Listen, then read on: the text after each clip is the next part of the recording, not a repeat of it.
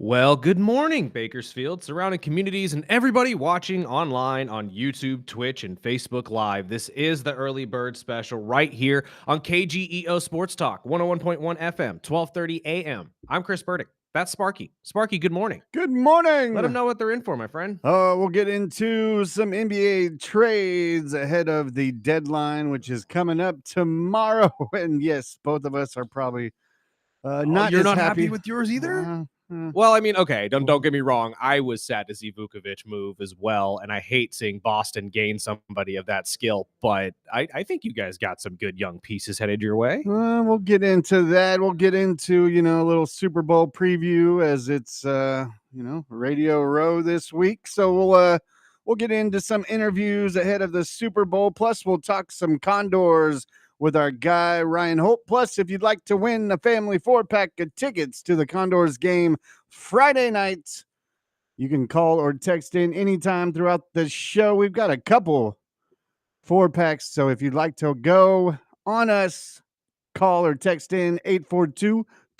Absolutely. And you YouTube viewers as well, don't feel like you can't get in on this. If you are local, feel free to text in or chime in on the YouTube channel down below, and I can pass along your information to Sparky, and we can get you those tickets, or at least get you signed up to come pick up those tickets over here at the radio station. Where do you want to start, my friend? Should we start with the Super Bowl? Should we start with the trades from the NBA? I mean, 2 blockbuster trades happened yesterday, and I was absolutely wrong thinking that we weren't probably going to see a big name get moved. I was praying James Harden wasn't going anywhere, only because I'm a Cavaliers fan, and I'm not going to lie to you.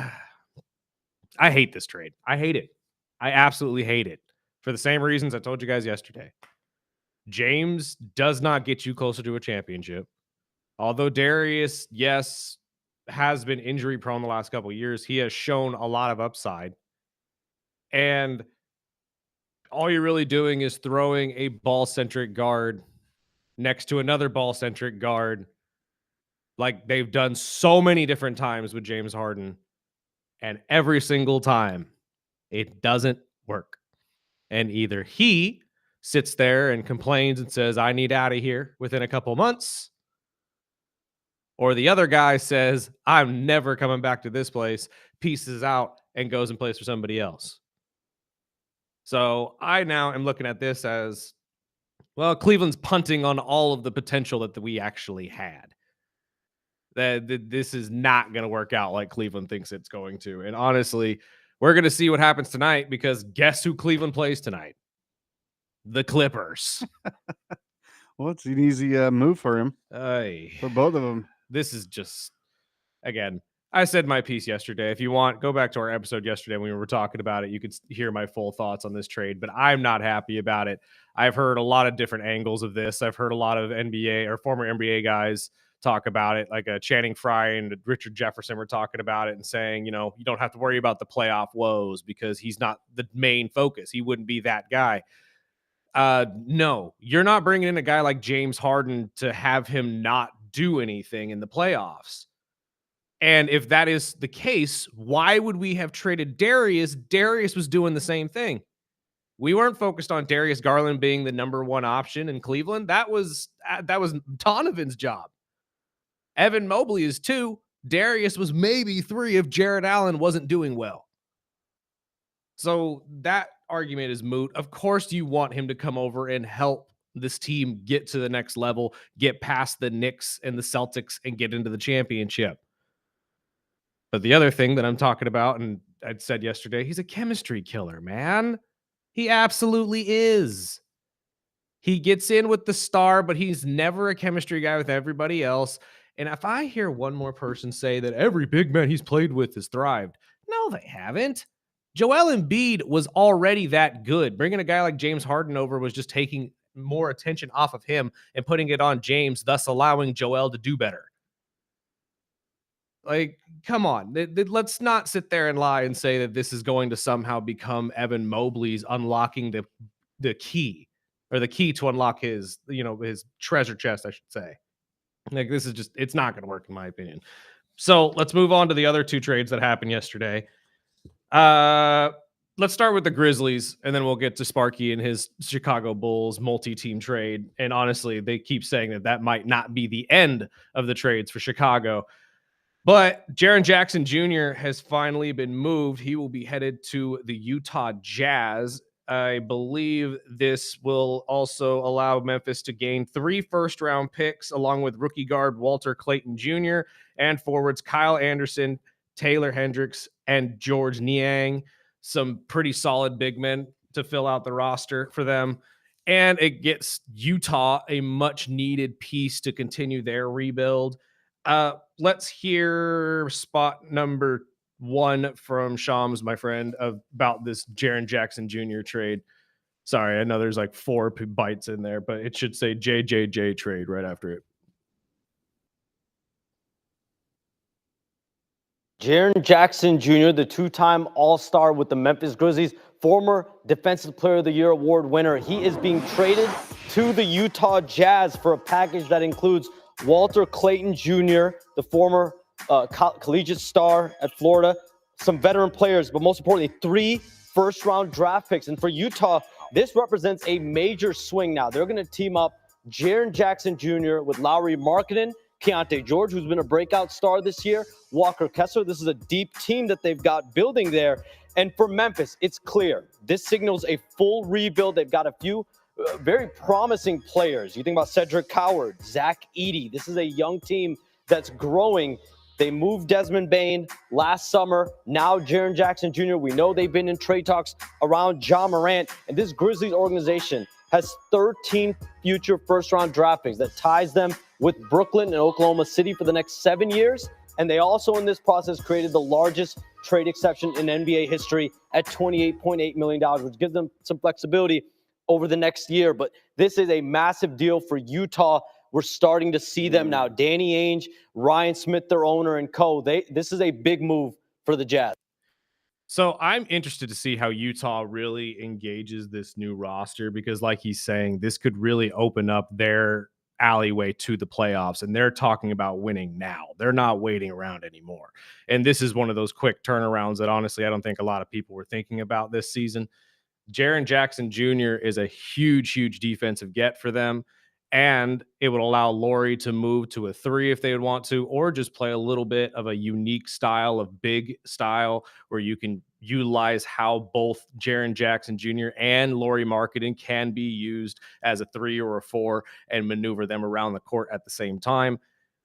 The interesting part to this, though, Memphis seems to just be in fire selling everybody, but this wasn't the first name that at least I thought about that they were going to be moving on. I don't know about you, Spark, but Ja Morant obviously was the one that everyone's been talking about. We figured because of the injury, it was going to be a little bit too difficult to move him to somebody that would be willing to take him on. Plus, I do think the media and a lot of teams really do focus on Ja's outside the court antics, the Instagram lives with the guns and all of that type of stuff. Can you really trust him to stay out of trouble and not get suspended by the league again? That is always going to be a talking point, unfortunately, when we're talking about him, until he finally shakes that off and probably has to, separate himself from his entire crew and friends. But before we hit this second bite with Shams, Spark, what do you feel about this? I mean, does this move the needle for you when it comes to the Utah Jazz and this Western Conference? Because I mean, I know you're going against teams like the Thunder, and honestly, the Denver Nuggets still look pretty solid with Joker. You're going to have to find some way to be able to play big and stop those guys from being able to score. I don't get to see a lot of Utah basketball. I know Snacks has been talking about them. I'm more waiting on the recap of what he thinks with the Utah team. But yeah, immediately that's what I thought. What does this mean for Ja?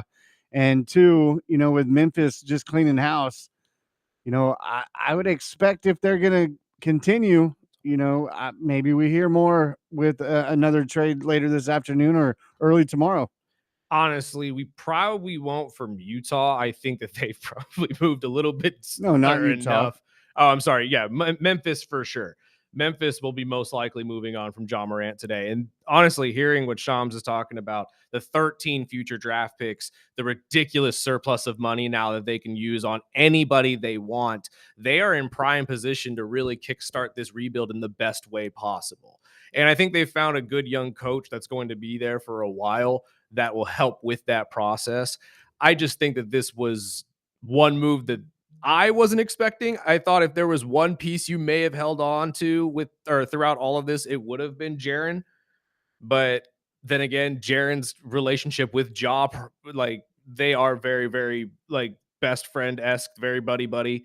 So if they moved on from Ja, I'm sure the relationship with Jaren also would have been soured. So maybe this is just Memphis sitting there thinking, if we're gonna restart this, we got to hit the button and we got to restart all together.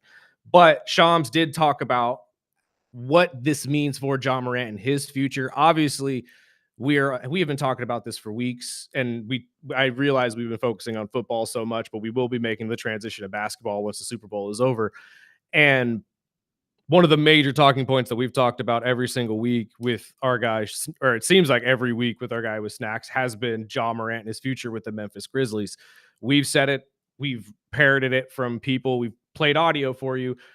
A lot of the talking heads in the NBA are saying Ja Morant has played his last game in Memphis. He will not play another game as a Memphis Grizzly.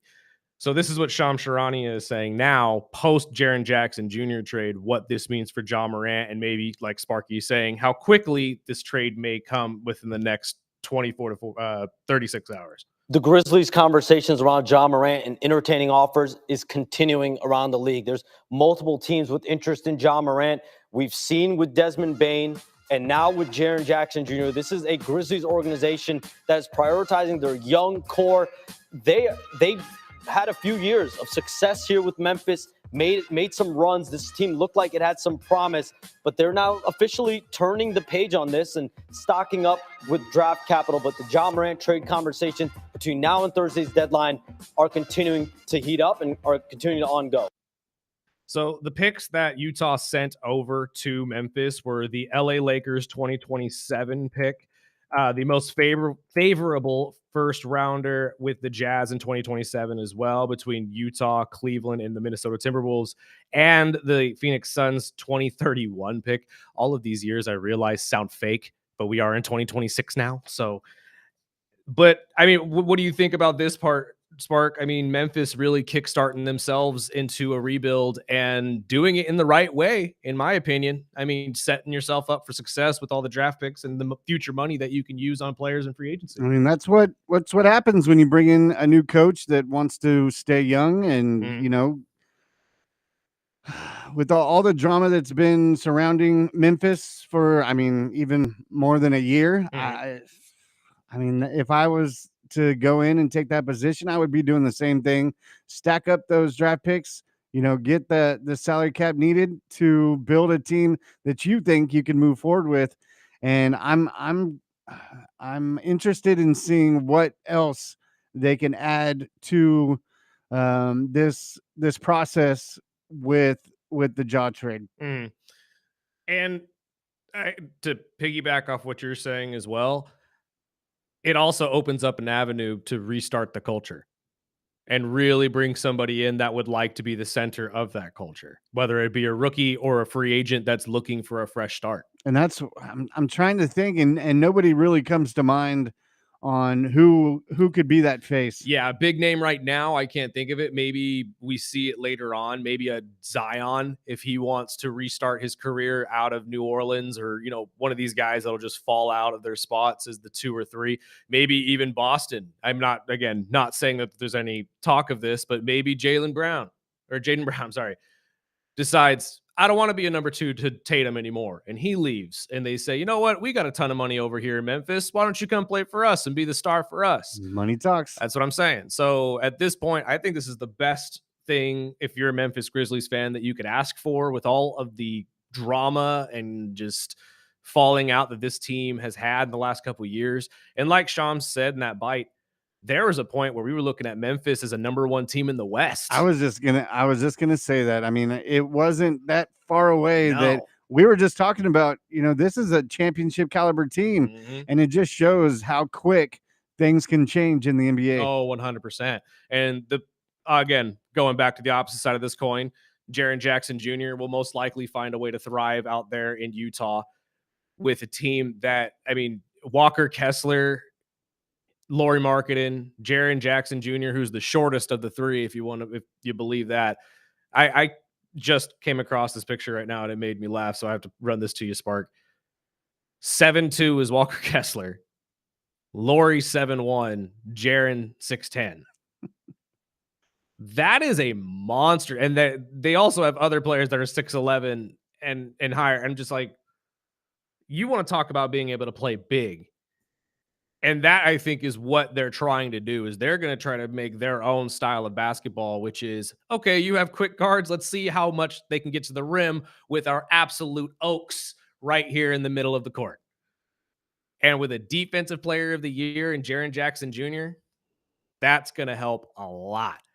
And also Keontae George, the guard that everybody's talking about, the breakout, averaging 24 points and 6 assists, almost 7 assists on 46% field goal shooting.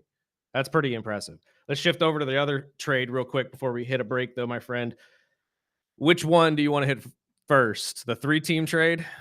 Sure. Because, I mean, that's pretty much the biggest one at the moment. Chicago, Minnesota, and Detroit have decided that they also will go through with a 3-team trade that sends Jaden Ivey and Mike Conley to the Bulls, Kevin Huerter and Dario Saric to the Pistons. And I believe the T-Wolves get money compensation and a couple draft picks. I'm not sure. Setting up for that Giannis. Exactly. And that is actually the bite I wanted to play real quick. We all realize what this trade means for the Bulls and going forward. We talked about it earlier. There most likely will be multiple moves by Chicago before the end of this trade deadline. But let's play Shams, the number 2 bite, my friend, of what this means for Minnesota and how they're making room for a certain somebody. We know who the Minnesota Timberwolves are pursuing this week. Yes. Giannis Antetokounmpo. This deal gives the Minnesota Timberwolves even more tax savings, a little bit more flexibility, an open roster spot for the pursuit of what we know. I'm telling you, I don't think the league is ready for Ant and Giannis on the same team. I feared to make this comparison yesterday just solely because I know LA Laker fans are going to come for my throat. This would be a modern day Magic and Kareem. And again, I'm not saying in skill, so don't come at me in the comments. Okay, I realize what I just said. Just the big names. The big names, the skill level. This could be one of those pairings that could be otherworldly good together, especially if the chemistry ends up being as good as we think it will be. And if their competitive edges are similar, Ant will get the most out of Giannis, and Giannis will get the most out of Ant. Because Ant is mouthy and Giannis isn't. So if Ant is in Giannis's ear because Giannis isn't doing well, we're going to see the angry Giannis. And I don't think the league realizes how good an angry Giannis Antetokounmpo could be in basketball. What are your thoughts? Do you think this gets the Minnesota Timberwolves any closer to making that trade before tomorrow's deadline? I think they're setting themselves up to be a favorable, suitor. I've also heard a lot in the last 24 hours that Golden State's doing the same thing. Mm-hmm. I think personally, for just being an NBA fan, I would love to see him in Minnesota with Ant, as long as Ant can act right. You know what I mean? I understand he's a leader. He's a big mouth of the team, which I enjoy. I love Ant, but we've also seen him get himself into trouble. And when he gets frustrated, he doesn't play as well. So I'm hoping that Giannis could be that middle ground, that aura that Minnesota needs to push him over. Mm-hmm. But I the more I think about it is, if we can see Curry and Giannis together, would be entertaining as well. But as I'm just, growing up watching Minnesota with, the Garnett years and all those, I would love to see a Minnesota team that is in the mix. Mm-hmm. And I for some reason feel like Minnesota is a better fit for him than Golden State. Although you're right, seeing Steph and Giannis play together would be just as entertaining as Ant and Giannis. But And I the just more I've heard this morning is it's not going to be Butler in the mix. It's going to no, be it's Kaminga and and Draymond Draymond and some draft picks. And I'm like, man, if Butler can stay healthy, can you imagine Butler? being the third in that Yeah, and I situation. mean, uh, I mean, we've all seen Golden State build these teams like this. I would much rather see him with Ant Mhm. just because of the future of Minnesota. And we've all seen Golden State build these all-star And teams. But I personally think if anybody can make Golden State flip the switch real quick, it would be it would be Giannis. Giannis, absolutely. And to be honest, I don't know if if the NBA fandom is ready for a certain dynasty to be kickstarted again. Again, right? And we just talking about the Patriots getting theirs back on their feet. Can you imagine if Golden State got theirs done too before Steph actually retired? And I just hope a trade gets happen. You know what I mean? I just hope it gets done because I know with all the talk with Milwaukee, this is their last opportunity Mm. because he'll be leaving in free agency next year if he doesn't get traded. So which one Well, do you think he would prefer? honestly, we've heard him at least verbally say that he wants to play or he would like the idea of playing with Ant. I shouldn't say he wants to play. He likes the idea of playing there. But to be honest, I don't think he cares either way. I As long think, as he's yeah, out. the more I'm thinking about it, the more I'm just like, both of those situations would at least put you into somewhat of a championship caliber situation right away.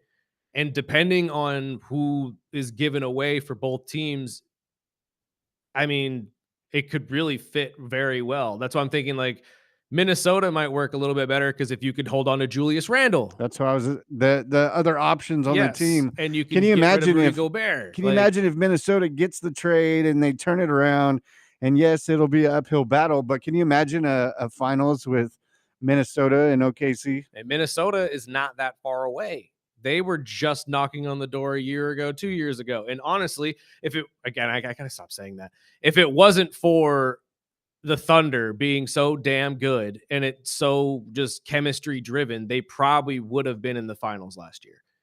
The Thunder are just that good, but that's also the bar now on the West. So if you are going to the West, you have to consider that as well. What team is going to hit that or get over that hump and jump over that hurdle with you on the squad? That's what should or that is part of what Giannis should be thinking about right now. It's gonna be crazy. It is. It absolutely is. But again, the Milwaukee Bucks at least have said that they're willing to wait, and that's who matters right now. It's not Giannis. If Giannis had any say about it, he probably would have been gone the minute he had that conversation with the organization.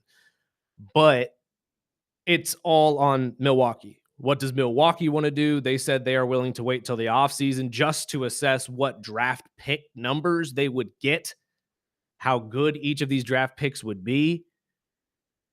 So realistically, we're all waiting on them, not Giannis. It doesn't matter which team Giannis wants to go to. Well, I shouldn't say that. It probably does because I'm sure they'll do right by him, or at least I would hope so. But we've seen organizations do crazier. So I know there's a lot of Warrior fans out there.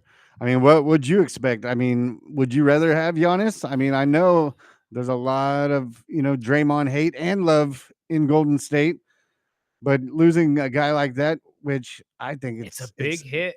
As much hate as I give Draymond, and I'm not a Draymond Green fan, to be me honest neither, with but you. he's a core player on that team. He is. And he is what that team runs through, has Mhm. been since he got there. So it would be a huge transition. That's why I'm thinking in my head, if you do get rid of Draymond and Kaminga, you would have to keep Butler because now you would funnel the team through Butler and essentially have him be the new Draymond Green. And honest, I thought about that when they did trade for Butler. I was like, he could be that Draymond player and do it better than Draymond is doing it. So maybe that was the plan from the get go. They were just kind of waiting for Milwaukee to finally pull the trigger. These teams do play long ball like that, so I wouldn't be surprised if Golden State has been waiting for this opportunity. But if I'm Golden State, I also wouldn't be heartbroken if we don't move away from Draymond Green just solely because of that. He has been the vocal leader on this team for a long time. He is the guy who funnels the offense and everything kind of runs around him. So I wouldn't really be heartbroken either way. Obviously, it's an upgrade. especially getting rid of Kaminga and the drama that's going on there with him and Coach Kerr. So it would be a huge upgrade for them. But if I'm being honest, I'm also on the same page as you. I would rather see him in Minnesota just to see Minnesota get over the hump finally. Because we talk about Karl Anthony Towns being there, Julius Randle coming in. I mean, they have had many different big men come in and out of this team to try to reignite their possibility of getting to a finals and haven't reached that point yet. If Giannis comes in and becomes that guy, it would be a great story. It really would. It'd be a great talking point. Let's take a break real quick. We'll get into some of the other talking points in the NBA on the other side. Plus, we have some audio from both coaches at the Super Bowl right now. It was media. Oh, well, it's media week out there at the Super Bowl, I should say. But they got to talk to a handful of the players and the coaches. So I was able to pull some of that audio and some of his answers. We'll get to those on the other side. This is the Early Bird Special right here on KGEO Sports Talk.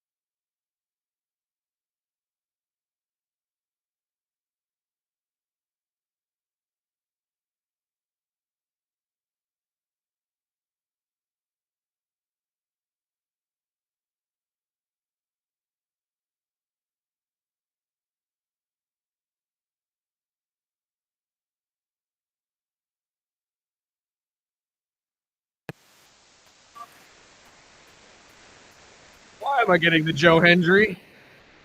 Because he won the championship last night? The champion. Did you watch? I watched the highlights. Did you? I'm telling you, dude, you gotta watch NXT. I cannot watch NXT, dude, man. it's so good. These kids in NXT are good, man. I'm telling you. I watched the highlights. I have a new YouTube page that I get, Boy Shiloh is there now. 10, 15-minute highlights. I didn't get to see him. He was in that ladder match. But I did. What was the women's match? Which one? I don't know any of these fools' names. I would have to go back to my. It's probably the Thea Hale match. I would assume small little white girl with blonde hair. Yeah, Thea Hale. I like her. Yeah, she's great. She's honestly been one of the highlights of NXT for the last 2-3 years. But since you watch NXT more, I mean, plus, tell me what. Tell you what. Really, Joe Hendry? Yes. That just answers everything I need. That's why I don't watch NXT. No. Okay. Hold on. You can't like sell me on the it. yeeting, you have to experience the promos this guy makes. It's not the song. I get the song is super lame. I get it. It really is. That's the point, though. He's great on promos. It is the promos, the fact that anytime someone says his name, he just pops out of the random. Beetlejuice. Exactly. Yeah. And it is. I just don't think he's a very good wrestler, personally. I just don't think he is growing. That's why he's in an NXT. Okay, he started in TNA. Champion. He is growing. Yeah, he's the champion. He's the most popular guy on the show right now. Easily the most popular guy on the show. Now that Oba's gone and Trick is gone, him and Ricky Saints are going to be fighting it out for that championship for a while. And honestly, Ethan Page will probably be coming up into that at some point as well. But yeah, no, Joe Hendry. NXT wrestling fans, sound off. Help me out here. Please. I got a family 4-pack of Condors tickets. You get me to like Joe Hendry. Let us educate Mr. Spark here on Joe Hendry and why he is so amazing in the wrestling world right now. Beetlejuice. That's so good, though. It's anytime you run with the promo. I get it. Anytime. The guy sells merch. I get it. But, I mean, R-Truth does the same. We don't see a belt on him. I like his mentality. Listen to Busted Open After Dark. They just had him on after he won the championship with Bubba, and he explains a lot of like his mentality right now with the shift from TNA to WWE. I respect the hell out of what he says, and he is now starting to think about it more as a business, and you can see it. And I think that is what's going to propel him into that next level as a better wrestler. So again, I am a huge fan just because it's Joe Hendry, man. But that's why I wasn't expecting it. I was like, wait, why am I getting the Joe Hendry song right now? I wasn't even going to talk NXT today. But hey, heck yeah. Any open door. Any excuse. Okay, my friend, it's your turn. The Bulls have made 2 major trades. We already talked about one, the major 3-team trade that essentially is going to get Minnesota the money they need to make a trade for Giannis. The other trade, though, the Bulls have decided to trade Nikola Vukovic to the Celtics for Anthony Simons, somebody who is a high-scoring guard, another high-scoring guard to go along with Jaden Ivey and Mike Conley, which most likely means the end of Colby White's time in Chicago is how everybody's really spinning this. So as the Chicago Bulls fan, I would expect Kobe to get dealt today or early tomorrow. I understand basketball. I understand building the team. I totally am on board getting 3 scoring guards in 24 hours. That's what we needed. I totally understand shipping Nico. I totally understand. We do that every other year. I love Vukovic. I love Nico, and I love what he brought to the team. He was one of the few people that played defense and steady mid-range shooter, can always rebound. And even you had at USC, to watch him. Dude, this guy was a stud. You had to watch him. I don't have a play. problem with them trading him because that's what Chicago has done for 20 years. They get a big guy that can shoot all over the place. I'm happy that for the next 48 hours, fingers crossed, we keep Giddey. But my thing is why to Boston? Like, really? Yeah, you're helping the Celtics as if really? They need it at this. Like, the might one as well trade position it into Miami, dude. Like, what the hell? I understand you're building a team, and I hope they have a better answer for me today on who is going to be the big guy, who's going to be playing some defense. And if not, I'm looking at the team, and I'm happy we got Giddey. As of right now, we still got Kobe, Trey. You know, the guys are there. We got 3 scoring guards that can all run point. I love it, but don't deal with Boston. Are you kidding me? And again, it's the one position Boston needed too. It's the center position. They've had 2 unproven big men throughout the entire season. It And was he'll be great in Boston. yeah, he will. He was averaging 17 and 9 with you guys. I can only imagine what he's going to average in Boston. And this further propels Boston right back into the title picture in the East, in my opinion, especially when when Jason Tatum comes back. This is just going to be an easy fit for him because Jason's going to sit there and say, "Oh, wait, I have a What? big man that Who can is rebound this? now. What? Wait, you could still shoot a mid-range. What? Okay, we're good. I'll Yeah. stay out here now." Yeah, and he'll excel. I Exactly. love it, except to Boston. I mean, those are teams that you just don't trade with No, not right now. I mean, ever. well, yeah, no, for you Ever. guys, never. No, Yeah. I mean, you could have. What are you going to trade Giddey to Between- Miami now too? But Like what? technically, you guys traded with 2 of those teams in the last day because the Pistons would also be on that Mhm. list, would they not? Yeah, I don't have as much hate with the bad Detroit just boys? because they've been trash for years, but True. they're building a team as well. And I mean, we've talked to Snacks. He's thrown in Detroit in the mix, but I hope they have a better answer for me today because we're going to need more. And we are one of the worst defensive teams in the NBA, which is wild because usually that's something we can rely on. And I'm kind of lost. I understand we need scorers, but what's going to happen in the next 24 to 36 hours? That is a good question. And what are you going to get in return for somebody like Colby White, who has been a fantastic point guard for you for the last couple of years, has again fallen off a little bit this year, but what else are you going to expect with a team that didn't have a lot of upside to begin with? Right. The name that you mentioned, though, that I didn't even consider that also would technically be on the block would be Josh Giddey. Yep. Ugh. And they're right in the middle of, where they usually are Unless about this time. Well, I mean, do you think, because let's be honest, Mike Conley's not staying there long term. He may not even stay there end of the year by any standard. They could trade him today too. Uh-huh. Well, actually, no. I think there is a clause that you can't trade right afterwards. But regardless, they can move on from him very quickly if they wanted to, through dropping him or whatever. So, do you think there is a world where Chicago decides they only get rid of one of those 2, and you run Jaden Ivey and Giddey, or maybe Jaden Ivey and Colby White? I believe White is on his final year of the contract. Okay. And I believe Giddey just signed Yeah, he just 1 re-signed a 2-year long deal. term. I'm confused because the Bulls always do that. They started out hot to start the season and they've gotten back to what they usually do. They play tight basketball and then they get blown out for a week. And it all goes to defense. I've watched plenty of the games this year. The team looks good when they get hot. And I mean, I like Kobe, and that one just kind of.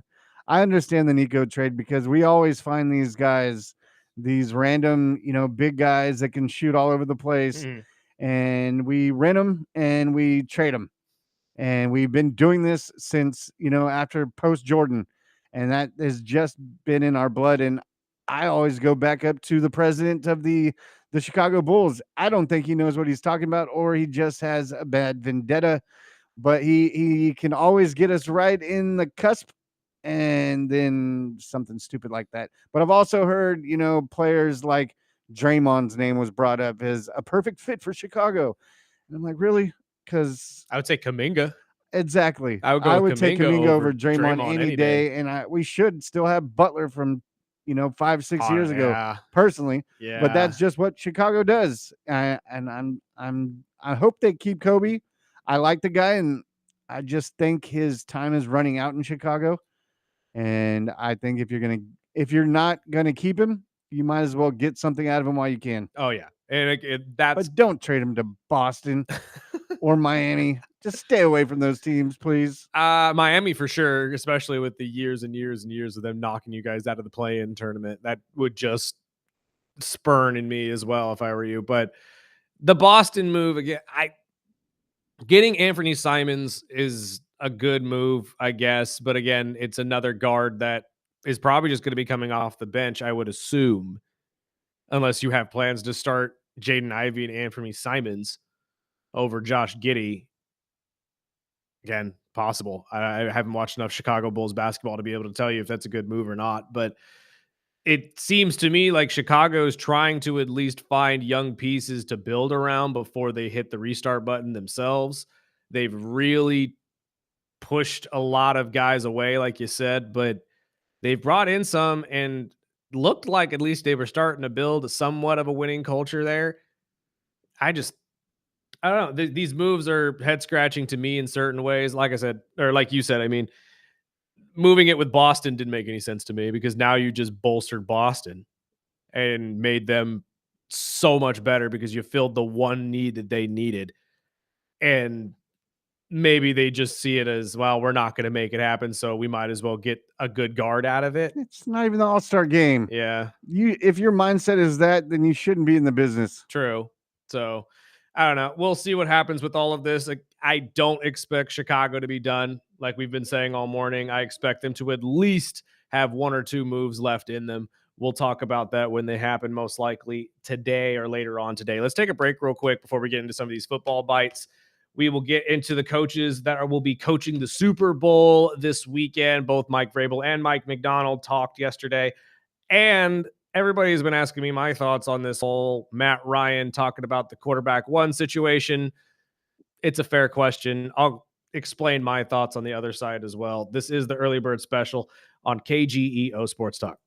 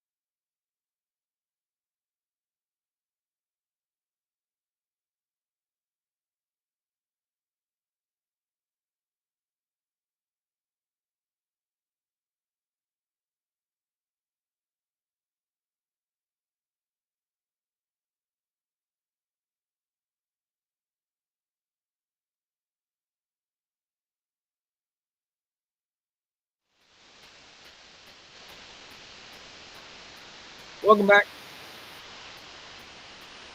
Early bird special right here on KGEO Sports Talk, 101.1 FM, 12:30 a.m. We also stream video live on Facebook, YouTube, and Twitch. If you would like to join us on all of those social media platforms as well as Instagram and Facebook and TikTok. We are all over the place. Just look for the early bird special. Let's see.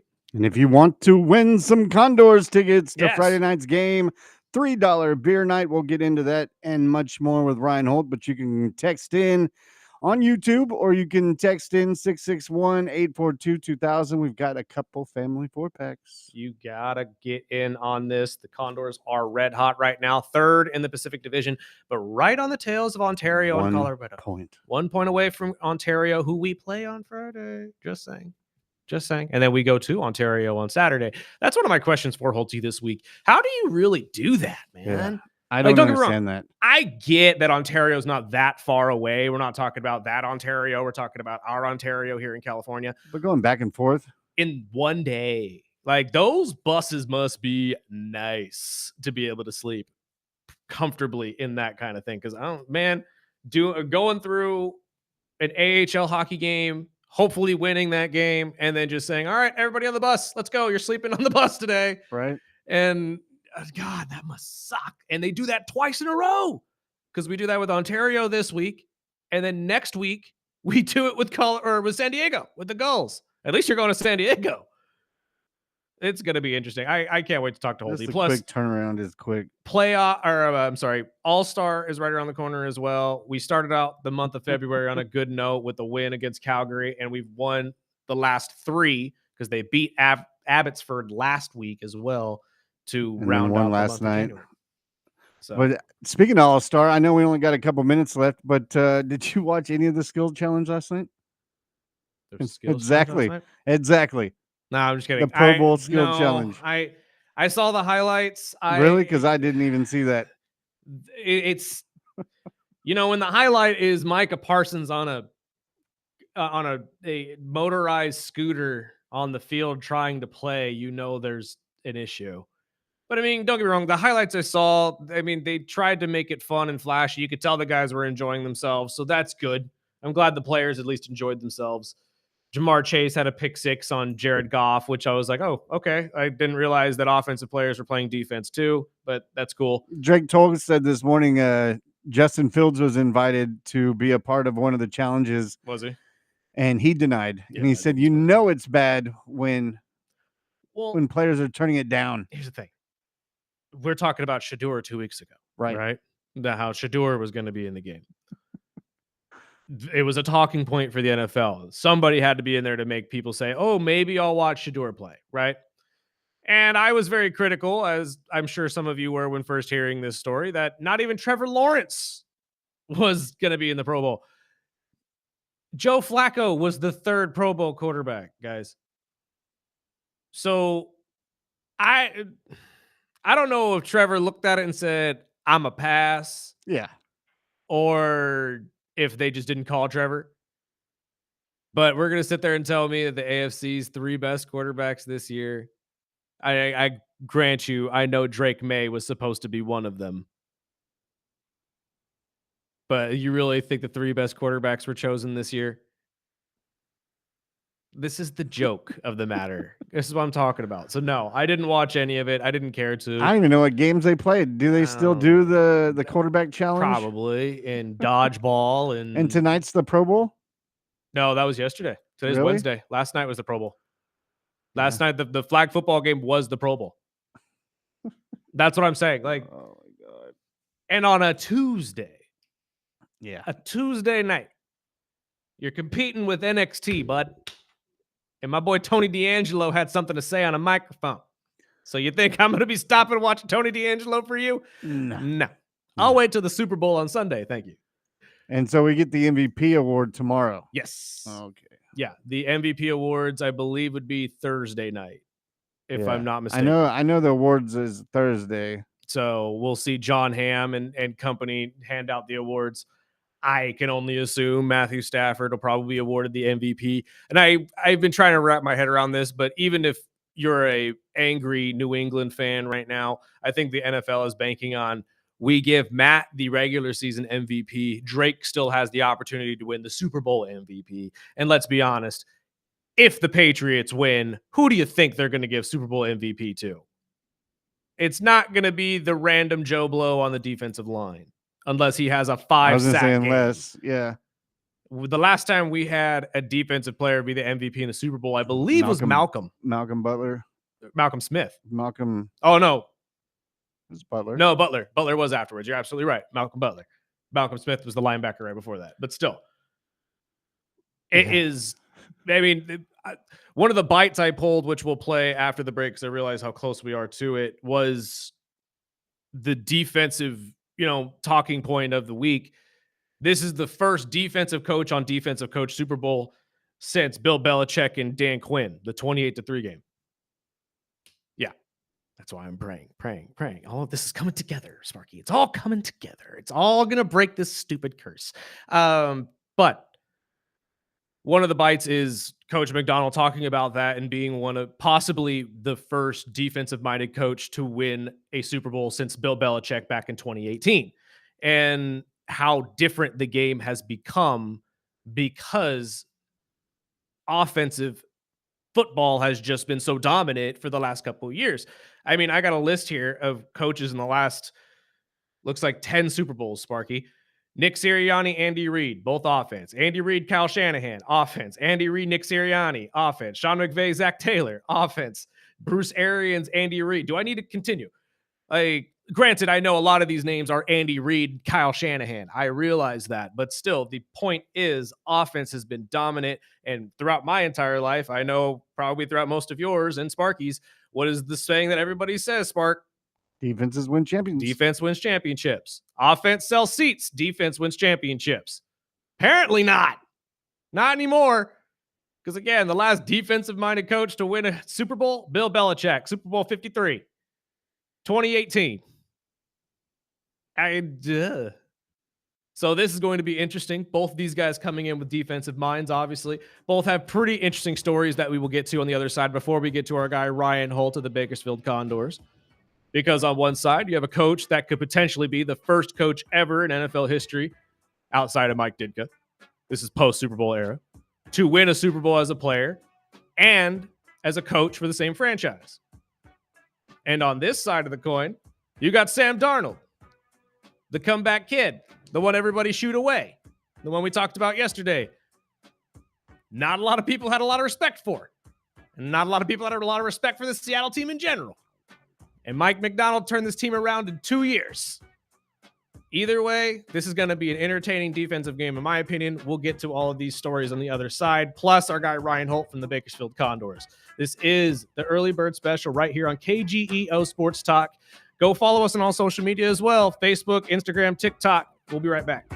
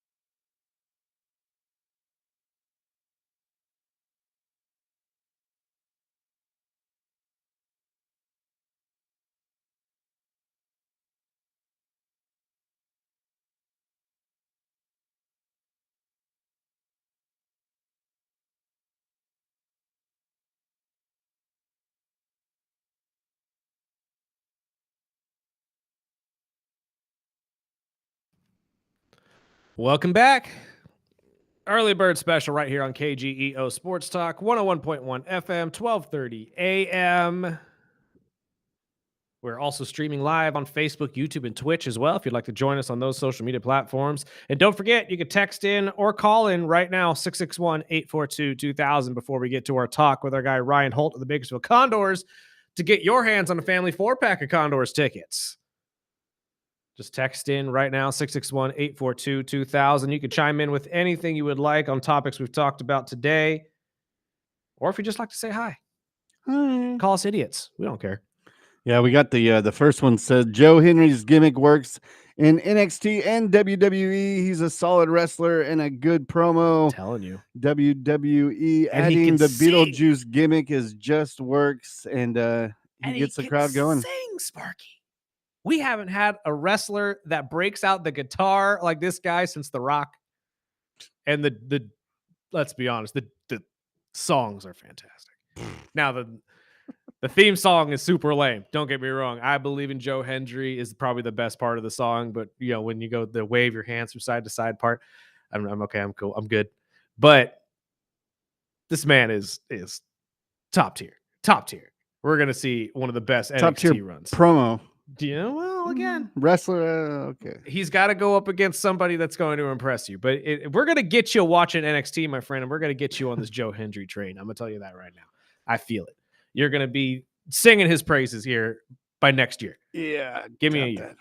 Let's get over to the NFL, though. It is Super Bowl week, and obviously it's media time. Everybody's talking to these players and these coaches. So we were blessed with a lot of the audio. I was supposed to be in Santa Clara this week. Unfortunately, I could not make it. The NFL, though, as professional and as amazing as they are, sent me over all the audio from all of the interviews. The only one that I didn't get were the quarterbacks. Of course. But we were able to get our hands on audio from the coaches, at least, as well as a lot of the players. I haven't gotten to go through the players yet. I've gotten through a couple of them, but I want to get the best audio I can for you guys. So let's start with the coaches. We'll start with the Patriots. Coach Vrabel. Coach Vrabel, again, like I said before the break, 3-time Super Bowl champ as a player with the Patriots. His first year with the Patriots is trying to become a Super Bowl champion head coach with the Patriots, to be, I believe, first head coach in NFL history post-Super Bowl era, because I realized the first one was actually Mike Ditka, if you want to get technical. But post-Super Bowl era, he would be the first coach to ever win a Super Bowl as a player and as a coach for the same franchise. Let's start with number 2, Sparky. Being that he is a former champion, one of the reporters had a pretty smart question of how does he go about using his experience in championship games with Bill Belichick and give that to the players that he has now. How does he share that experience with his players and get them ready for the game? So let's hear from Coach Vrabel real quick. I mean, I think I always try to use every experience that I've had over the course of close to 30 years in this league, whether that's as a player or a coach, to try to help the team and help individual players do their job. So, I think you have to be ready for every situation that occurs, and the opportunities present themselves in these types of games. You only have so many opportunities to make a play. So you always have to be ready. Before we continue any further, Spark, do you feel like Coach Vrabel's experience with multiple Super Bowls is going to give the Patriots an edge here? We were talking about it a couple weeks ago that the injury report, quote, I put that in air quotes because I still have some skepticism of it, but the injury report on Drake May and his shoulder could potentially be a red herring, be a ruse, something that maybe he has learned in his past that maybe if we throw the other team off a little bit, they won't be as ready or as polished for a player who's actually going to be 100%. So do you think that his experience playing a Super Bowls is going to benefit this team? I would definitely think that his experience definitely helps him, and I think it probably helped him throughout the season, and including the playoff matchups against some big defending teams. Mm-hmm. I like Vrabel personally. Oh, I love Vrabel. And being a anti-patriot, that is tough to say on the air, but I will say, one, going back to Tennessee and letting him walk was one of the dumbest things I've ever seen. And I said it then. And New England jumped on it while they knew they could. And I think it really goes into the management saying, hey, we have this opportunity to bring a guy like Vrabel back, which obviously he was probably their number one thought before. Mayo got the job, yeah. And being able to pull the plug on the coaching change that quick, because usually, especially in a foundation where a franchise like New England would probably not, just do a one and done with the coach, especially a former player with them. But I think they saw the writing on the wall and they said, well, let's get Vrabel in here. And I think his experience is one of the key things that is bringing this team where they're at now. I have to agree with you. And there is some more audio that we could play that I do have cut there of his thoughts on the entire departure from Tennessee and if he has any bad blood towards the team. And I loved the answer, and we'll get to that in a second. But I have to highlight something that Sparky was just saying, and that's the fact that the Patriots made such a drastic move to bring him in. And this is the first year of it bearing fruit. And in his first year of them being there, or of him being there, rather, I'm sorry. And we go back to the Bill Belichick, or at least the end of the Bill Belichick days. There were a couple years there where everybody was speculating who was going to be the heir to Bill Belichick's throne. Was it going to be McDaniels? Was it going to be Matt Patricia? Was it going to be Vrabel coming back? And it ended up being Gerard Mayo. And I think everybody kind of had that moment of like, really? This is the guy? Of all of the guys that you have coached with and have been under your tree, you're going to go with the former linebacker? And it was a weird little experiment that didn't work out. Obviously, they moved off of it quickly with the Vrabel move, but I highlight that because it kind of takes me to the age-old saying of you never want to be the guy who directly replaces the legend. You know what I mean? So when Vin Scully walked down or stepped down from being the voice of the Dodgers, that's a huge seat to fill. It's the same with Bill Belichick. And maybe that's why it just wasn't going to work with Gerard Mayo in the sense of Bill Belichick leaving. He didn't fill the seat. A guy like Vrabel comes in and fills the seat. I think when we saw Vrabel come in, we knew that this needle was moving. We talked about it in our preseason predictions that we knew the Patriots were going to turn around this franchise, but did not see it coming this quickly. Did I think that they were going to be the Super Bowl? Absolutely not. But did I think Vrabel, a leader of men, a man that walks in and just screams Bill Belichick-like coach, and not in personality, but in just ability and his overall just greatness as a coach? Yeah.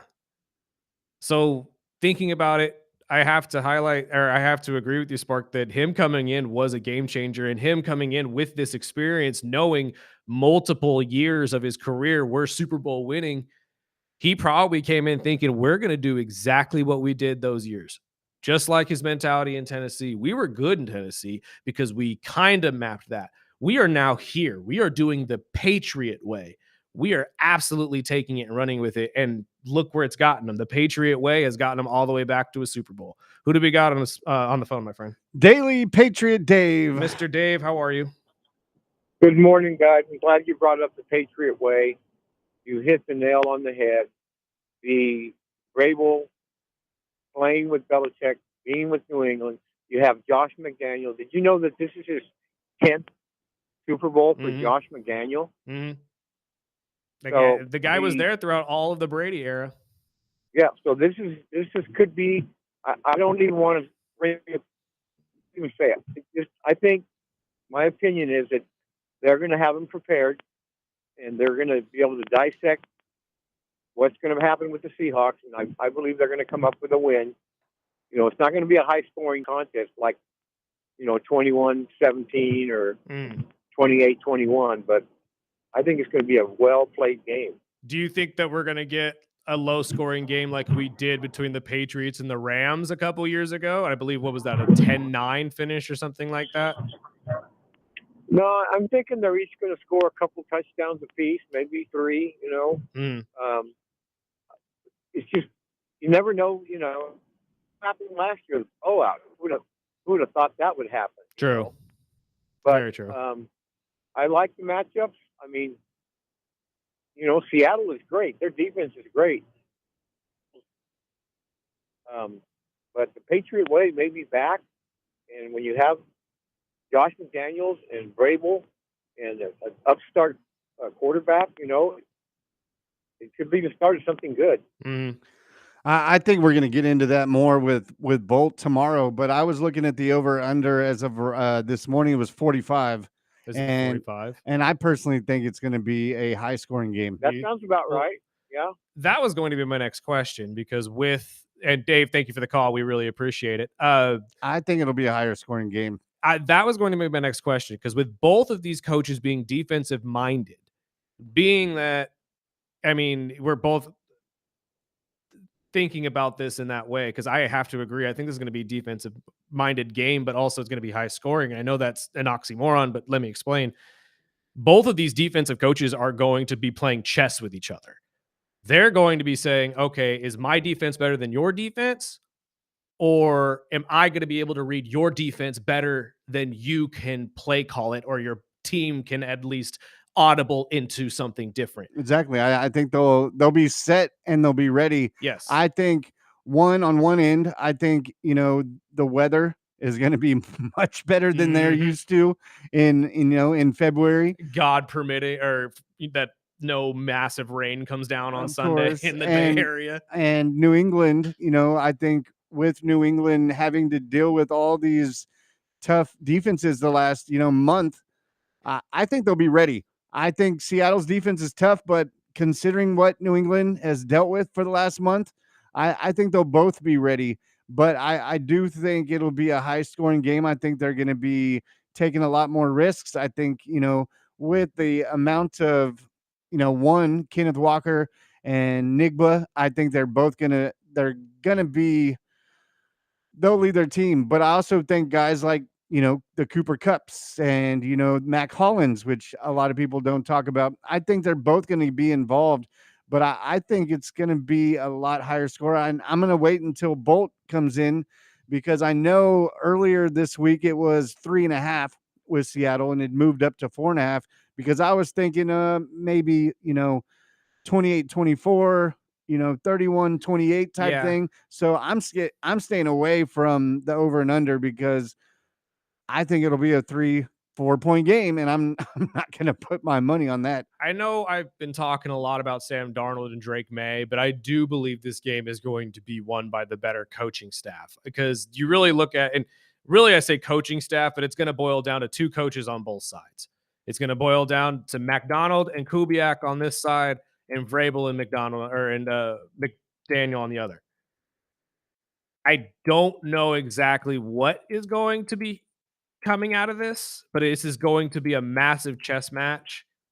And I'm still riding with the Seahawks. I think that the Seahawks win because of just how this defense is able to attack the quarterback.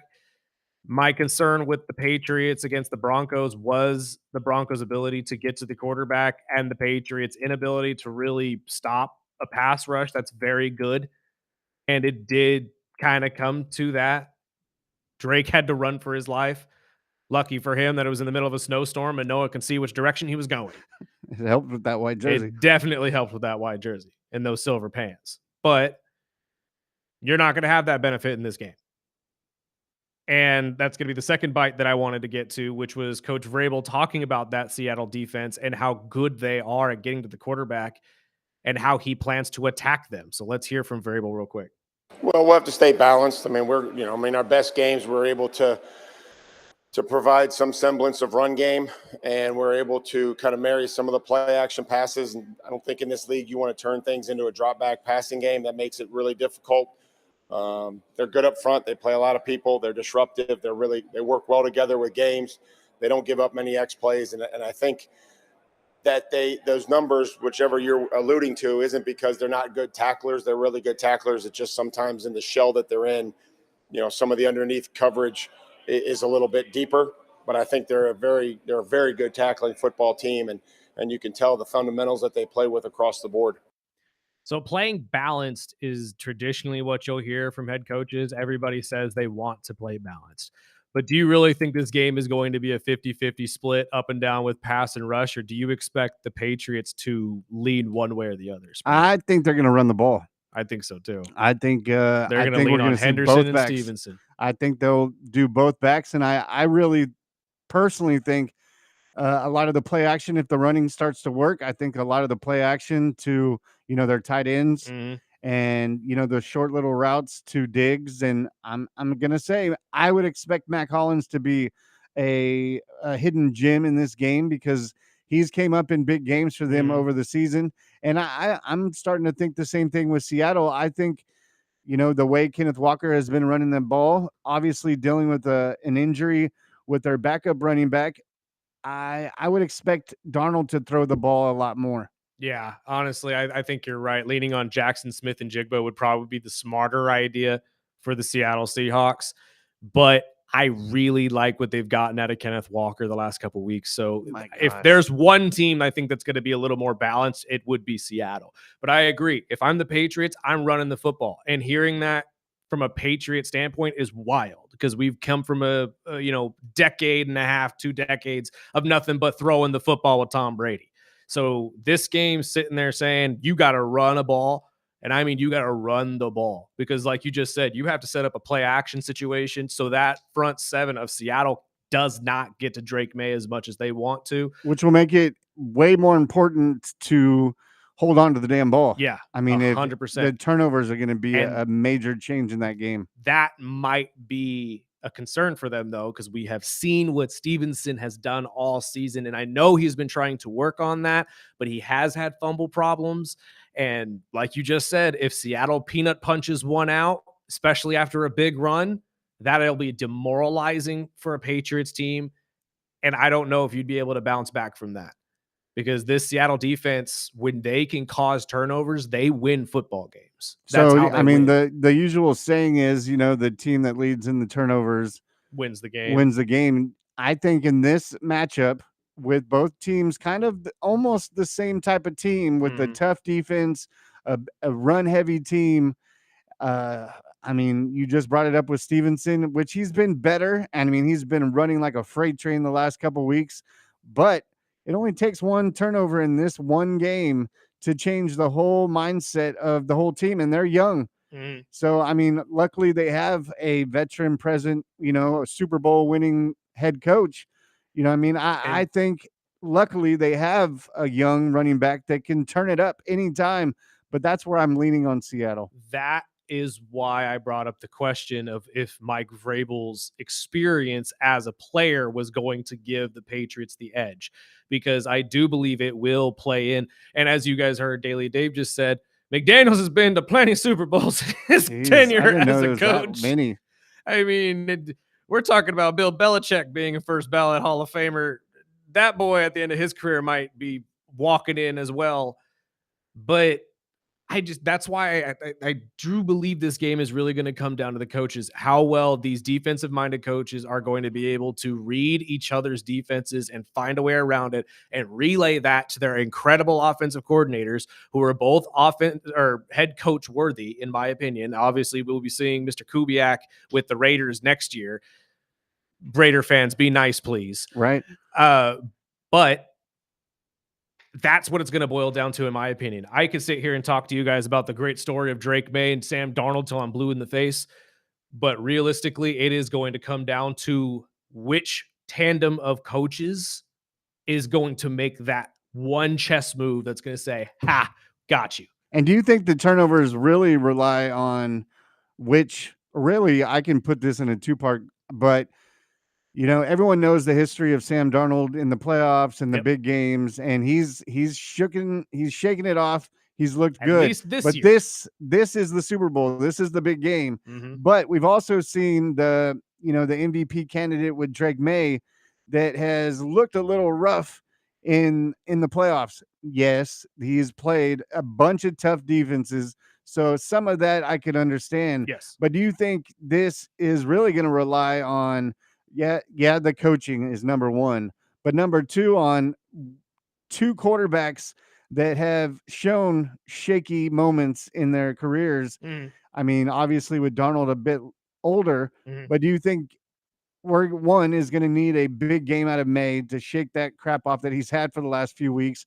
Or is it more of a showing of Sam Darnold? Can you step in and do what we expect in Seattle? Or are we going to see a Sam Darnold that, has kind of followed his career? So I'm sorry, I have to ask or answer your question. Are you Which one do you think so is which more one important?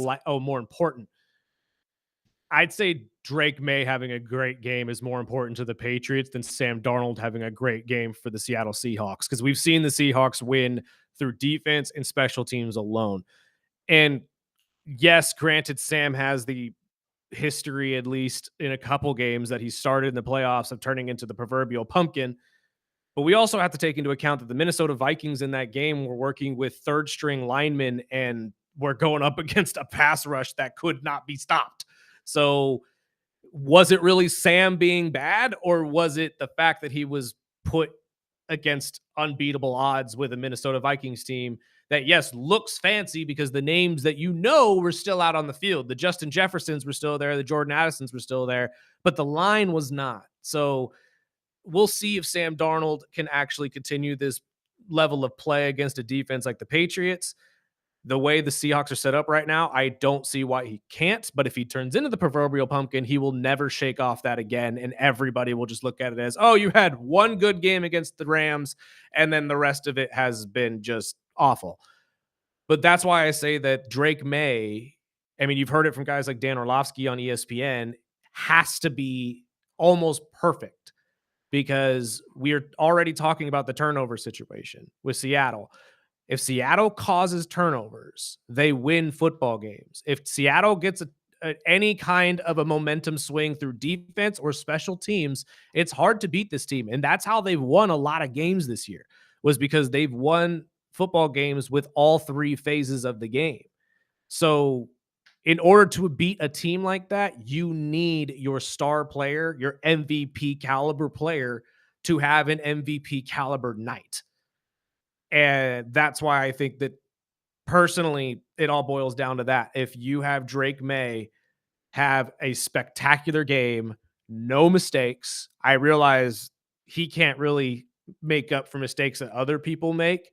But if he has that kind of a game, an MVP style game, that is more important to the Patriots winning than Seattle having Sam Darnold come out and light it up on the scoreboard. We had a listener, Josh, text in, say he's a diehard Patriots fan, and he said the one thing he wishes is that Drake May doesn't get the MVP tomorrow night, Really? and uses that as a fuel to get the Super Bowl MVP. I see what you mean. Well, I mean, again, I think that's why they're going to give it to Matt in the first place. Plus, Matt has never won it before and has had a statistically amazing year. So it's hard really to shy away from that.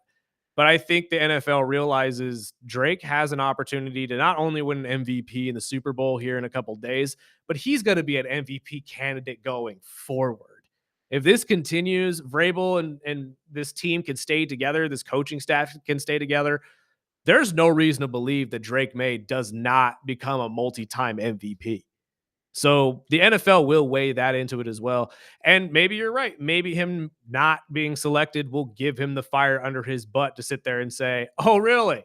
Okay, well, I'm going to guarantee that you have to give me a trophy on Sunday. So maybe you're right. It's a good thing if he doesn't win. But I think going into this, he's a pretty humble guy and probably already realizes the writing's on the wall. Matt had an incredible year as well. It's hard really to choose between the two of them, but it will go to one of the two of them. And I think it's going to go to Stafford just because of the touchdowns and the amount of yards he had. Not Shador? No, not Shador. Although he'll probably get Rookie of the Year just because. Oh my gosh! I don't even think he's one of the finalists. But they'll say, Tyler Shador Sanders. Shador, come on down. You know what's funny? when this season began, we were all talking about the NFL hating Shador, saying that they were going to blackball him and all of this. And now we're talking about him as if he's their golden child to greatness in Cleveland. The back and forth with this type of stuff is amazing to me. But that is life. That is sports. Before we hit our break real quick, let's hear from Coach McDonald, number one, my friend, on his thoughts about being the underdogs in this, or at least the underdog story, as nobody really saw either of these teams making it to the Super Bowl this year. Well, I think people are interested in it because those are the best stories. You look at all of our, the media entertainment, those are the best movies, best shows, all that type of stuff. For us, look, we said it after the championship game that we didn't care. We really don't. I think what was important for us was to become a championship team. We weren't that in the spring. We were on our way. That's where we wanted to become. But in order to get to a stage like this and win a game like this, it's got to be real, and that's what you have to become. And that's what our focus was on. So, but it's great. People are going to talk. There's a lot of attention, and that's what makes the game so great. There's a lot of fans out there, and it's exciting, but that's out of our control. It's not how we operate on a day-to-day basis. So the process has been a lot of fun. Becoming the team that we become has been an awesome journey. So being as it that this is two underdogs going against each other, really, and we heard from our entertainment guy, Rick Bentley, who I believe will be joining us next Monday as well. Sweet. Post Super Bowl, talk a little Super Bowl stuff and trailers and stuff that we're going to see. He was explaining that he sees this as one of the most boring Super Bowls of recent history because he couldn't care less about either team. And I don't think he's alone in that. I think there are a lot of people, especially in California, that really couldn't care less because their team's not in the Super Bowl or they don't care for the teams that are in the Super Bowl. But do you think that two underdogs going into this game kind of makes it a little bit better? To me, it kind of does because I am an underdog lover. So now I'm looking at it as I could really enjoy it if either of you win. There are negatives to both of you winning, but I could love it either way. So for me, I'm kind of cool with it. But what are your thoughts on this? I'm looking forward to the game personally. I think it's going to be a hell of a matchup, and I mean, being a anti-Patriot, I still think, we'll go back to what we talked about in the offseason. I knew New England was going to be in the mix. I didn't think they were going to be in the Super Bowl. Right. But I knew they were going to be fighting for that division. And we thought at least I like 10-7. We were talking like middle, maybe wild card team. And but I like Vrabel. I'm not rooting for the Patriots. I'm rooting for Super Bowl squares. Yeah. But personally, I think it's going to be a hell of a game. Obviously, I would have much rather seen Denver and Seattle or Denver and the Rams. But, the Patriots did their work and they're in it. So now I think it's going to be a hell of a game. And, my family, they're not big football fans. They're looking for the commercials and the trailers. And, I personally think it's going to be a hell of a game. And what I've seen from Sports Illustrated and ESPN, that 80% of Americans will be watching this game. Oh, I think that's lowballing it. And I was like, wow, dude. And that's lowballing it. With everything going on right now, we need an escape, and Super Bowl is coming at the perfect time. I agree. And I probably would expect this will be probably the last Monday after the Super Bowl that is not an official holiday. Yeah. Oh, yes. Because they will are be pushing moving into for that. Although that is one of the talking points we're going to get to after our guy Ryan Holt. The players are not actually wanting that. They don't want an 18-game season. They have no appetite for it, says the NFLPA. And I'm very curious to see what the battle will be to get this done, because stretching it to 18 games is pivotal for Goodell's plan to make that a thing. You have to have an 18-game season, or at least stretch it one more week for it to line up with the holiday so everybody gets Monday off. So this is going to be an interesting battle between the players and the ownership group to see how they will go about doing this. I assume this is only going to be coming with wage increases. That's the only thing I can think of, or the argument that we brought up, the insurance. Yes, make the insurance lifelong for at least for the players. Maybe not for the family members, but at least for the players. No, this ain't USAA. No, But we'll see how all of that goes. I'm very curious though if they're gonna get what they want in that entire idea. I agree though. I'm excited for the Super Bowl. I still think 80% is lowballing it. But was I the only one in America on Sunday that was sitting there like, this is weird? Yeah. There's no football today. The Like Saturday standalone made me Sunday. feel weird without college ball, but like there's no football on Sunday. I was antsy. I was not happy. So let's take a break. We're gonna talk some Bakersfield Condors hockey right afterwards. Our guy Holty just joined the room, so we'll get with him ahead of the AHL All-Star game, as well as two massive games against the Ontario Reign this week. This is the Early Bird Special right here on KGEO Sports Tech.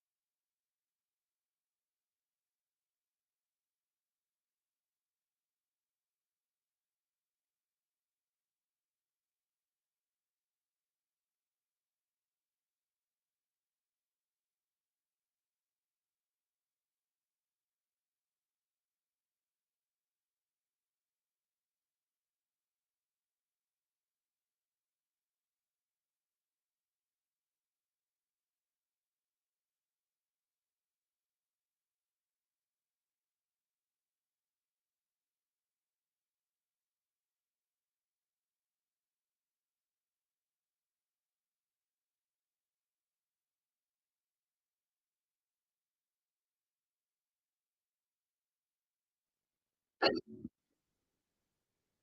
back.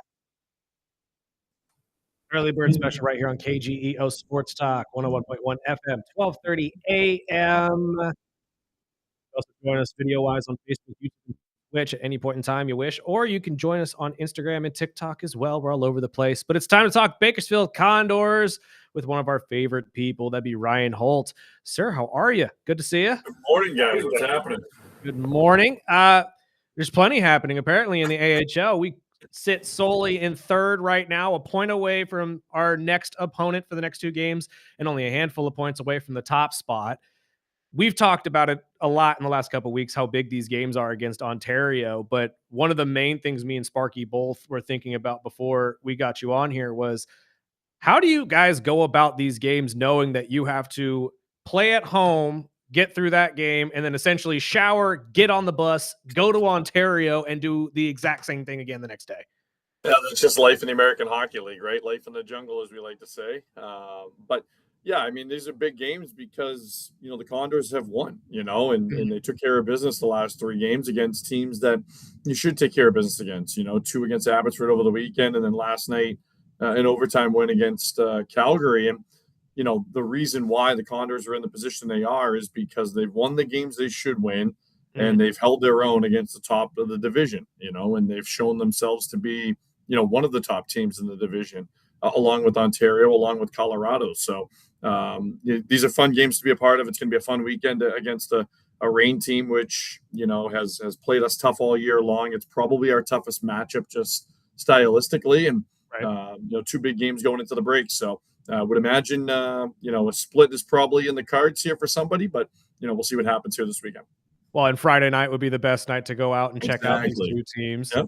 $3 beer night plus what else do you guys have going on that night? I know there's something else happening. It's just a big $3 beer night on Friday. Big Yeah, $3 $3 beer beers. We'll have DJ Richie Rich pumping the tunes. Should be a lot of fun. So I'm $3 blowing the beer. horn. Yeah, Sparky gets to blow the horn again. Sparky's got the horn going. I mean, what more could you ask for on a Friday night? I mean, this team has the best home record in the league right now.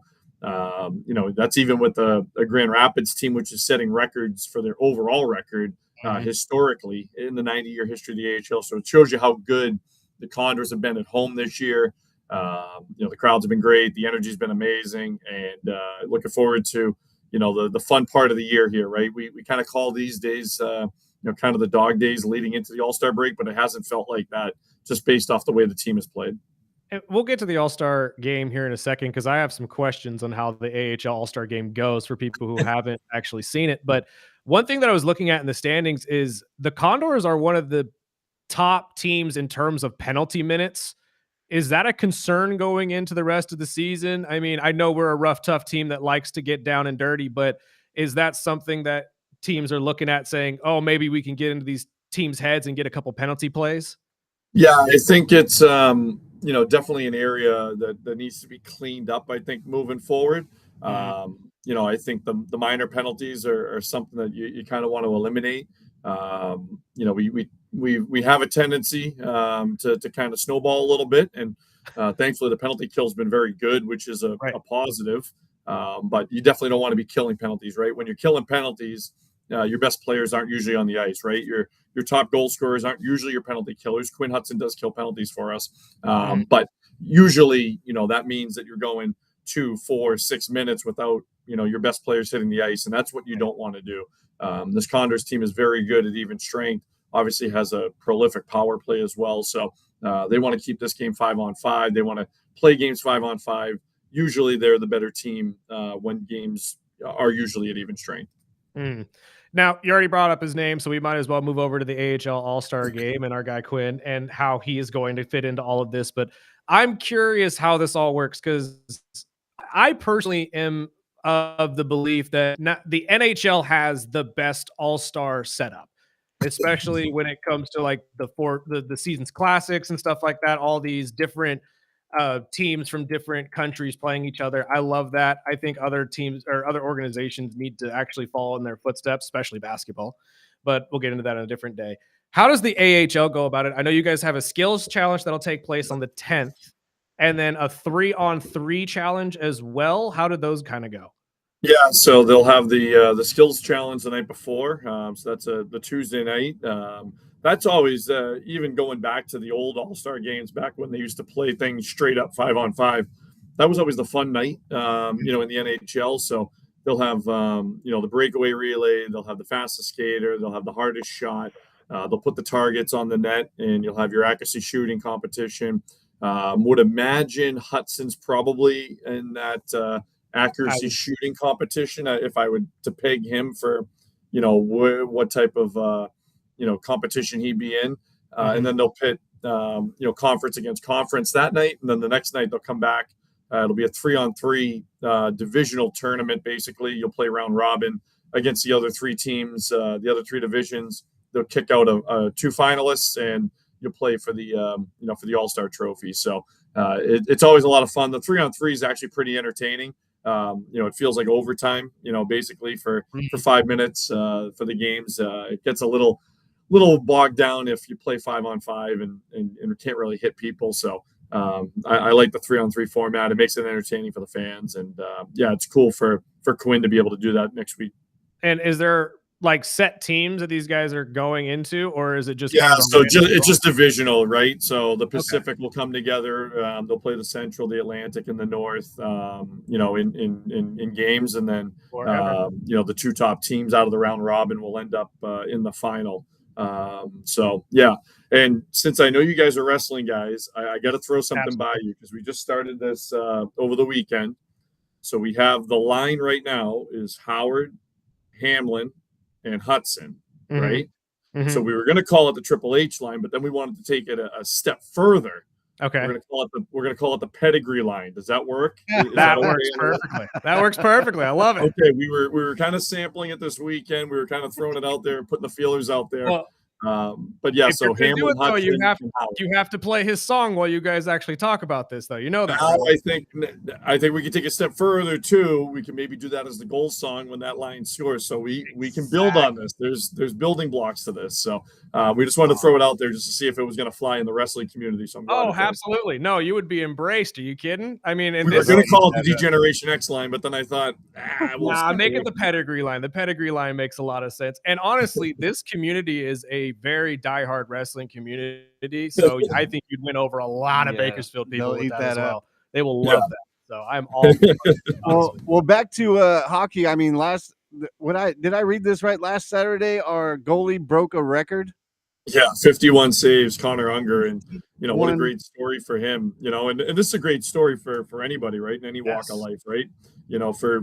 For those that don't know, you usually have 6 goaltenders in an organization, right? You have 2 at the NHL, 2 at the AHL, and 2 at the ECHL. The Oilers made a trade before the season started to acquire Connor Ingram, who's up in the NHL right now, played for us for a month and was working his way to the NHL. Well, because of that meant there were 7 goaltenders in the organization. That moved Connor Unger to number 7 in the organization on October the 1st, whatever it may be. He wasn't even with our ECHL affiliate in Fort Wayne. They didn't have any room, right? They already had 2 goaltenders. Right. So he got shipped out to various teams in the ECHL who needed a goaltender, right? He was basically a mercenary. He played for Greensboro. He played for Orlando. He played for Fort Wayne for a bit. Was kind of just an afterthought, right? But he played so well that when Ingram ended up going up to the NHL and Stuart Skinner was traded to Pittsburgh, that he was the first call. He was the first guy that got the call. So he was 7th in the batting order to start the season. And now he's 8-1. He doesn't qualify among the league leaders yet. He will probably by the end of this month. But he has the best save percentage in the league. He has the best goals against average in the league. So, it's a small sample size, but credit to him, right? Because it would have been easy for him to kind of be aggravated and say, they don't even want me around. And now all of a sudden, he's not even just looked at as we need this guy in the organization. He's looked at as a guy who, could be used in the future at the NHL level. So great story. He won again last night. He only gave up, he gave up 2 goals, but both of them were off passes that hit skates. And they weren't even shots. So, credit to him for sticking with it because, he's always believed in himself and just a great story.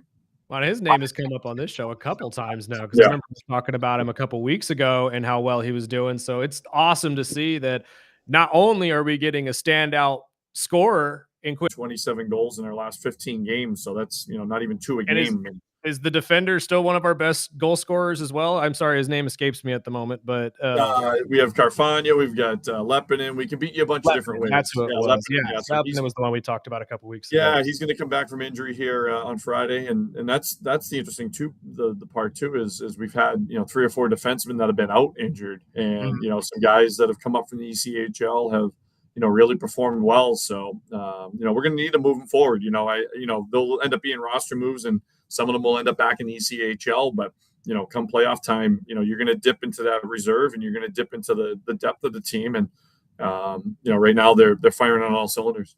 Absolutely. Sir, thank you so much for your time. We've run out of time, unfortunately, but Condors have 2 massive games this weekend, one at home to take on the Ontario Reign. Go check it out. You can win tickets right here on the Early Bird Special all week, and then we'll head out to Ontario before the All-Star game out there in Roxford, correct? Roxford, Illinois. We call it Rock Vegas. Is it is it always in Roxford? Do you guys move it? It's it goes to whoever wants to host it. And Rockford put their hand up this year. It's about I'd say an hour and a half outside of Chicago you go west of Chicago. Yeah. Nice. When's the next time Bakersfield's going to be hosting this thing then? I'm not putting my hand up yet. We'll see. All right. Well, at least there's a yet there, so we'll get it eventually. There's a nice 4-day break there in February that we don't mind. Yeah, you know what? That's true. I think a lot of people think that way as well. So before we let you go, Holt, I know we'll see you Friday night, but any Super Bowl predictions? Oh yeah. Yeah, well, I mean, I'm from Boston, so it's been a long 6 years here, guys. It's so long. Oh God. My 5-year-old he's only just seen the Patriots win a playoff game this year. I mean, God, you haven't even broken out the Tom Brady yearbook, have you? Oh, it's the Teddy Bruschi lucky jersey will be on. Nice. I'll go Patriots 24-17. 24/7. All right, fantastic. Well, Thank good you, luck, sir. and we'll see you Friday. Thanks, guys. Talk soon. See you then. Bye-bye. Let's take a break. This is the Early Bird Special right here on KGEO Sports Talk.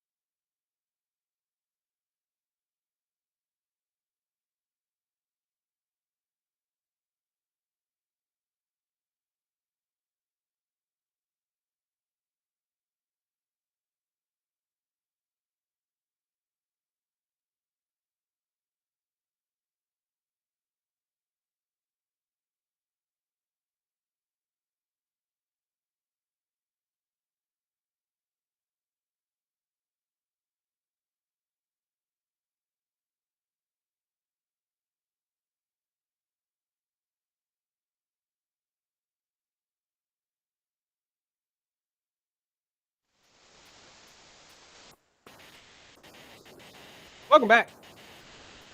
I'm actually surprised you don't play no Michael anymore. Being the big Michael fan that you are. I am. He is a massive Michael fan. Everybody. And not just Jordan. This is the Early Bird Special right here on KGEO Sports Talk. Real quick, before we get out of here, I got to address the Atlanta Falcons quarterback situation. So let's hear from Matt Ryan on what he said about Michael Penix being the quarterback one for the Atlanta Falcons in the future.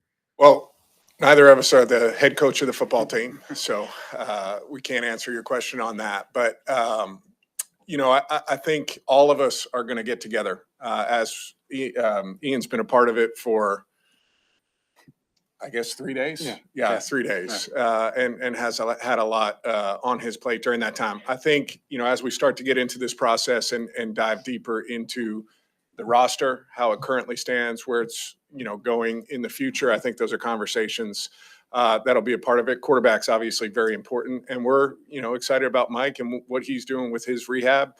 I've been up at the facility the last, 3 weeks, and Michael's been in there attacking that, and he's in a good space right now. So we're excited about where he's at, but certainly a lot of discussions for us about the entire roster. He said it in the beginning, folks. He's not the head coach. He doesn't make that decision. And Mike is working.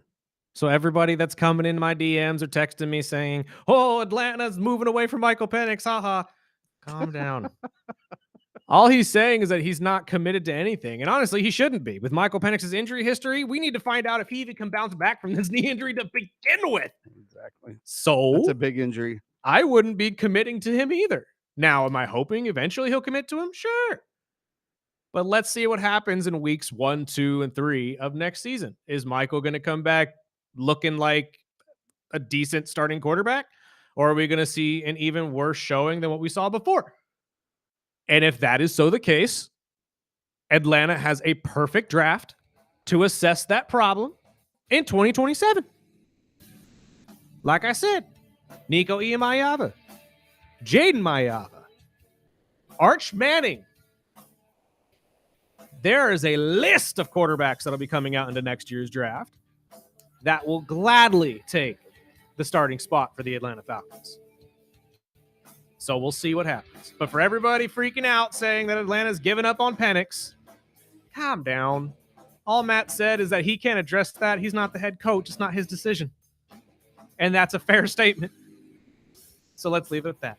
We're going to get out of here for the day, though. Thank you all for joining us. We really appreciate it. Join us back here tomorrow, 7 to 9, either on radio, on KGEO Sports Talk, or online on Facebook, YouTube, and Twitch. And you can also follow us on Instagram and TikTok as well. Sparky, let's get out of here.